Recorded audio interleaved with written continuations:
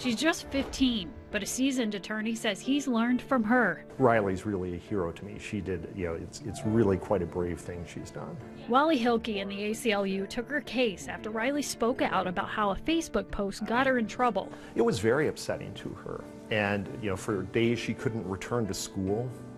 And she lost a tremendous amount of trust in adults through this process. Riley says her mom didn't know she was forced to turn over her passwords. The district insists they did ask parental permission, but still agreed to pay $70,000 in a settlement. The takeaway is that parents should be policing their kids' social media when they're off campus.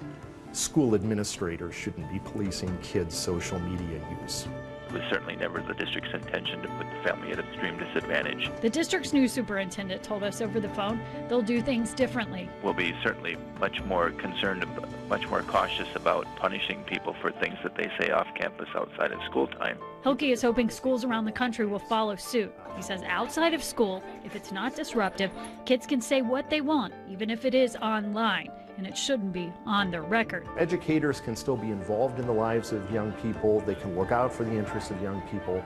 They just can't punish them for exercising their constitutional rights.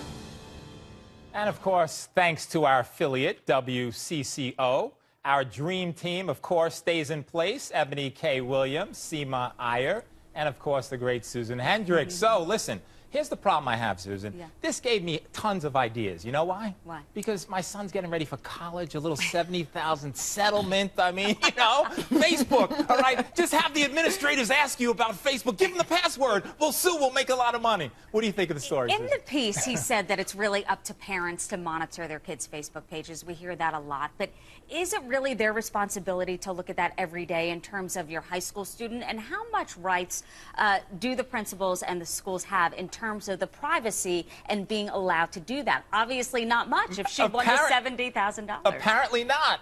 So, Seema, what do you think about this? 70 grand, you know what? Turn over your Facebook password. She doesn't trust adults anymore. She's never going to be the same.